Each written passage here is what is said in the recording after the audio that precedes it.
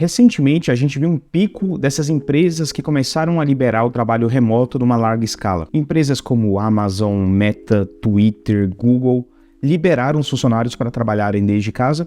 E a gente tem que entender que essas empresas possuem dezenas de milhares de pessoas. Então isso acaba impactando bastante tanto a cultura dessas empresas, quanto a forma que o escritório dessas empresas ou o home office estão estruturados. Mas agora, aparentemente, várias dessas empresas estão voltando atrás na decisão, e nesse vídeo a gente vai explorar os diferentes tipos de perfis de empresa e o que está acontecendo, o que a gente espera que vai acontecer no futuro do trabalho remoto.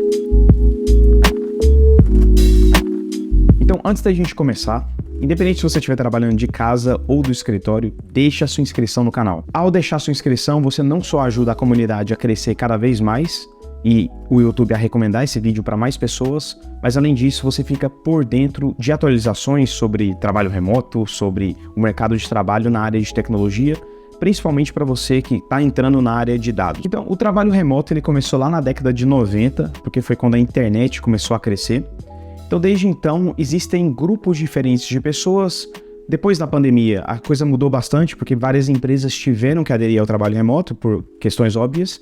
Mas depois disso, grande parte delas entenderam que tinham grandes benefícios de continuarem com essa postura, de liberar o trabalho remoto para todo mundo. Então, é um tema muito controverso e existem basicamente 3 grupos principais de pessoas.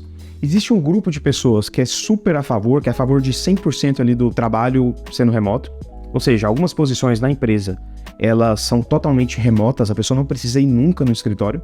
E aí existem certas vantagens. Primeiro, custo. Então você não tem um custo mais alto ali de ter uma estrutura no escritório para aquela pessoa. Além disso, flexibilidade, que é a vantagem mais buscada pelos empregados. Então é a parte que eles mais defendem, principalmente desenvolvedores, analistas, cientistas de dados, pessoas ali que estão voltadas para a área de tecnologia. Além dessas vantagens, você também tem algumas vantagens indiretas. Por exemplo, a menor emissão de carbono. Então, já que a pessoa não tem que se locomover, ela não está usando nenhum transporte público, nenhum tipo de transporte, ela vai emitir menos carbono. E essa visão ela é muito defendida pelo contribuidor individual, ou seja, aquele especialista que às vezes está programando, está fazendo aquela análise dele ali, dela, e de uma forma mais isolada. O trabalho dessa pessoa não depende tanto do trabalho de outras pessoas, o que acaba fazendo sentido também. Bom, se meu trabalho não é tão impactado assim por outras pessoas, eu não tenho uma equipe, por exemplo, qual que é o problema de eu trabalhar desde a minha casa se eu consigo me controlar bem, se eu consigo controlar os meus horários de forma ótima aí, consigo me estruturar e não perder a atenção e ligar a televisão e perder o tempo e trabalhar menos.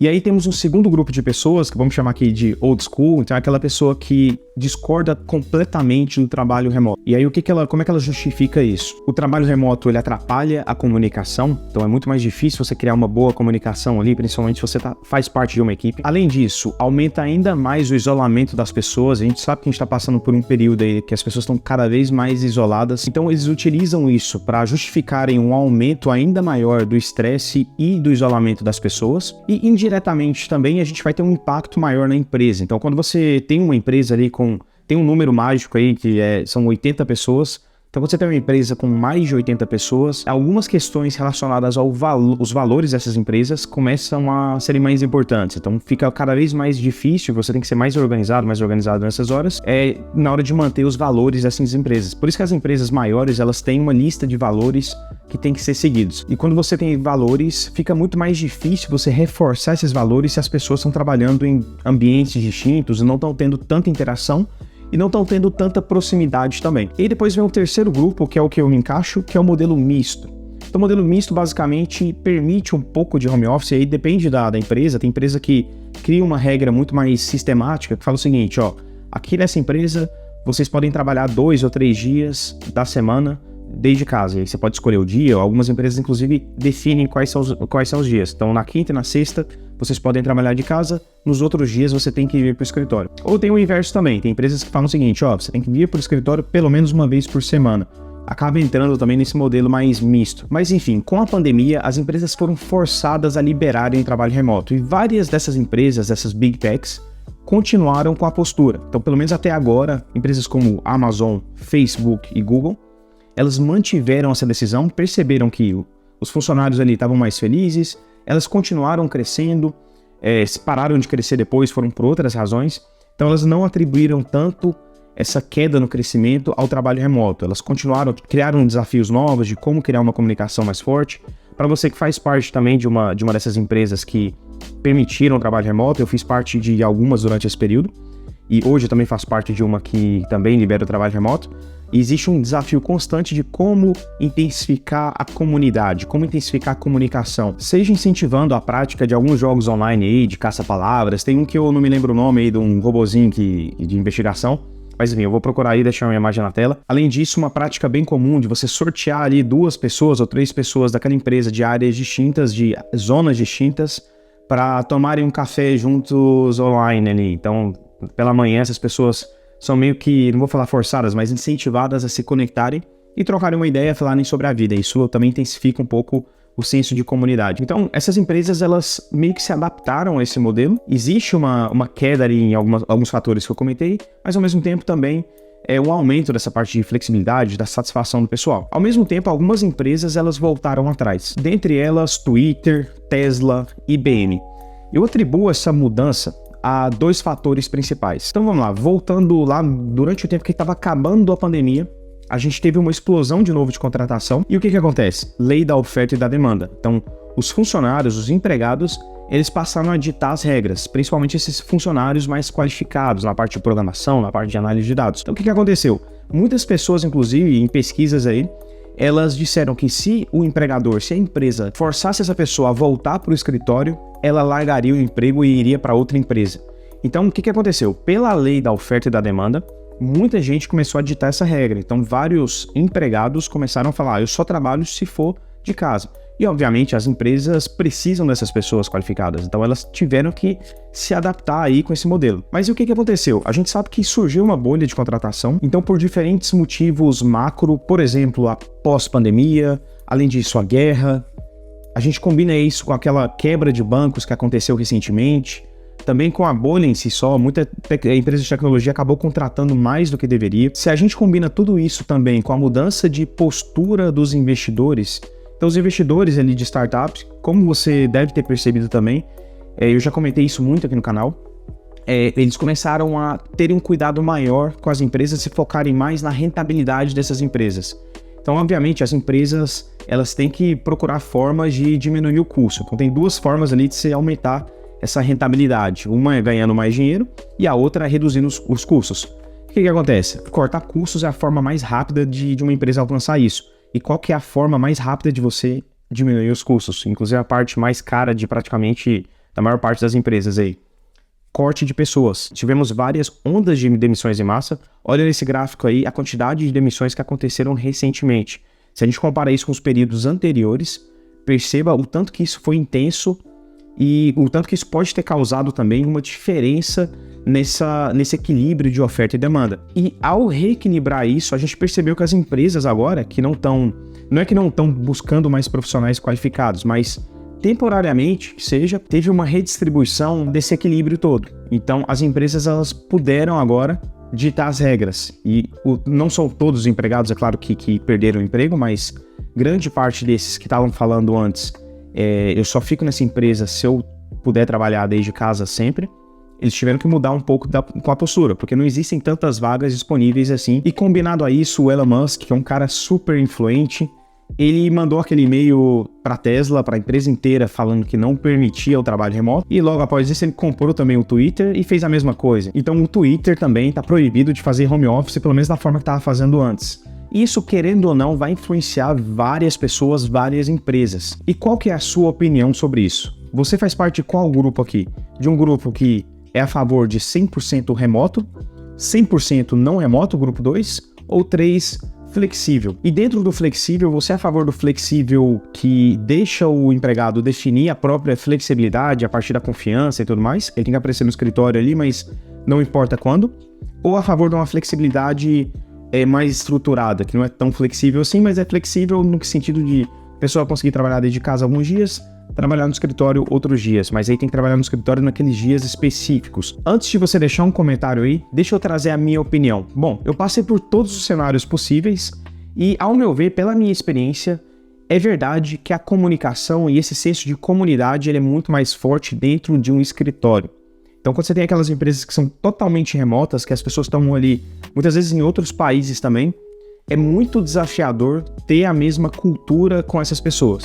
Você vai ter que intensificar o número de reuniões, e muitas reuniões nem são tão úteis assim, você percebe que você está fazendo mais reuniões do que você deveria por uma falta de comunicação, uma falta de alinhamento. Então, por exemplo, se eu estou criando um projeto ali na minha casa, e não tem ninguém sentado ali perto que está vendo o que está acontecendo para eu tirar dúvida ou para compartilhar, ou não está vendo a minha tela ali que eu estou fazendo, e aí eu faço um segundo projeto que depende desse primeiro, e eu vou compartilhar esse segundo com as pessoas não estavam nem sabendo que eu estava executando esse primeiro. Ou seja, você precisa de um gerente ali e algumas pessoas ali controlando ali o fluxo de trabalho das pessoas de uma forma muito mais organizada, porque assim você consegue dar mais visibilidade para as pessoas, seja mandando por e-mail para todo mundo o que está acontecendo, ou dando visibilidade de alguma forma, apresentando isso para as pessoas, mas aí forçando esse tipo de reunião onde você consegue apresentar o que está acontecendo, o que as pessoas estão fazendo, para mais dar visibilidade mesmo. Então não é uma coisa super útil ali para o negócio, no sentido de trazer valor para algum projeto específico, mas é mais para alinhar as pessoas. Na parte de valores é a mesma coisa, então você tem que começar a organizar mais reuniões para falar, expressar esses valores das empresas, deixar muito claro, utilizar exemplos, trazer as pessoas durante essas reuniões para falarem mais. Uma coisa que muitas vezes no escritório você não precisaria. Pode até fazer de vez em quando, mas no escritório os valores eles acabam sendo mais claros ali, porque as pessoas já estão meio que executando esses valores, eles estão sendo bem executados, bem aplicados. Ao mesmo tempo, o trabalho remoto ele te traz mais flexibilidade, então principalmente para aquela pessoa que consegue se organizar bem, não depende tanto assim de outras pessoas. Você vai depender de outras pessoas, mas para a pessoa que consegue executar um projeto sem precisar do suporte ou do input de outras áreas, para essa pessoa e que consegue se organizar bem também, que não fica ali na televisão e fazendo outras coisas e acaba perdendo um tempão, e que também tem um controle bom de progresso, seja utilizando OKRs, por exemplo. Se você não sabe o que é OKRs, vou deixar aqui na descrição desse vídeo também, para que você assista um vídeo onde eu explico de forma rápida como é que OKRs funcionam.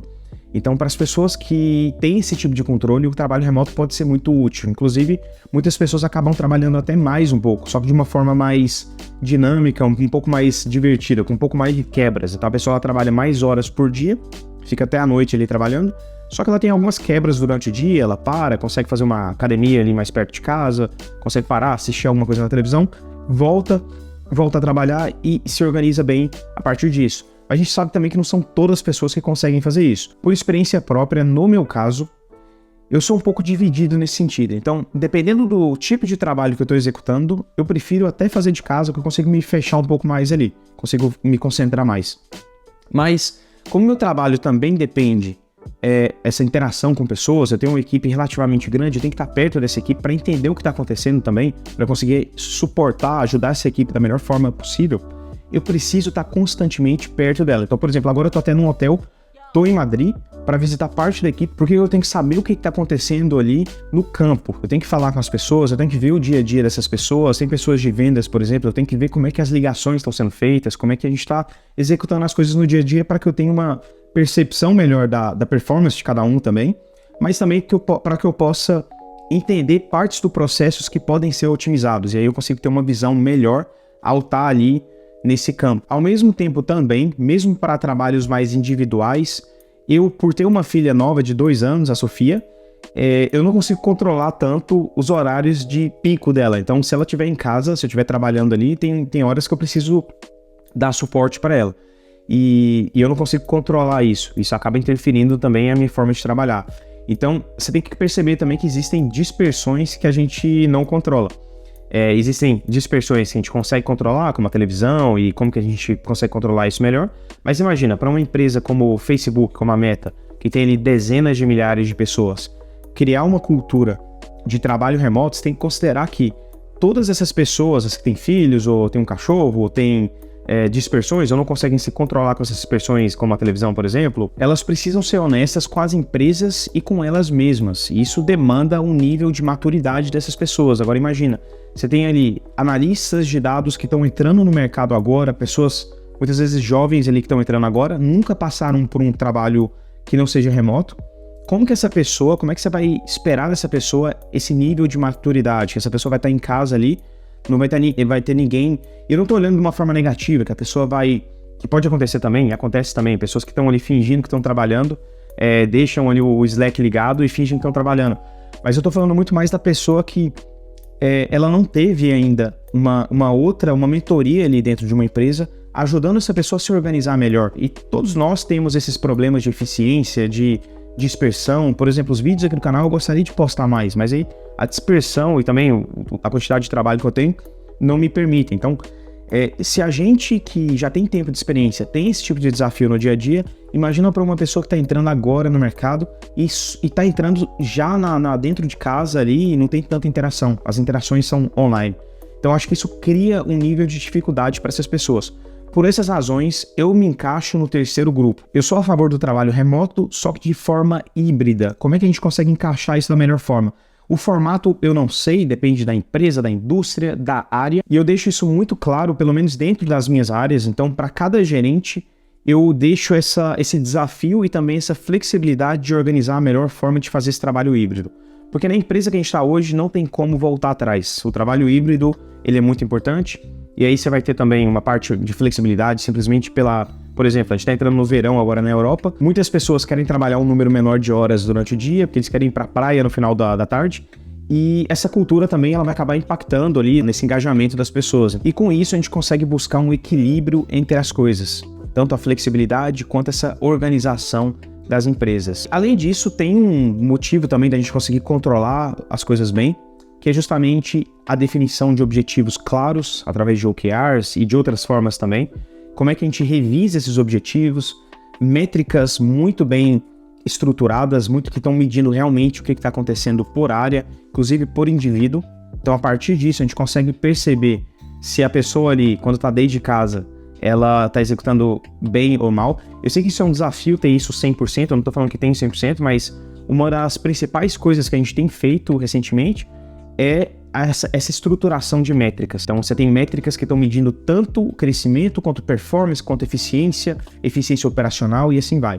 Tem um vídeo que eu falo bastante sobre métricas também, inclusive essa tendência, considerando essa mudança aí das empresas e dos investidores. Vou deixar aqui em cima também e na descrição. Mas e você? Qual que é a sua opinião? Em qual desses 3 grupos você se encaixa?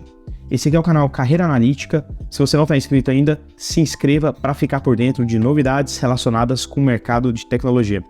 Um abraço e até o próximo vídeo.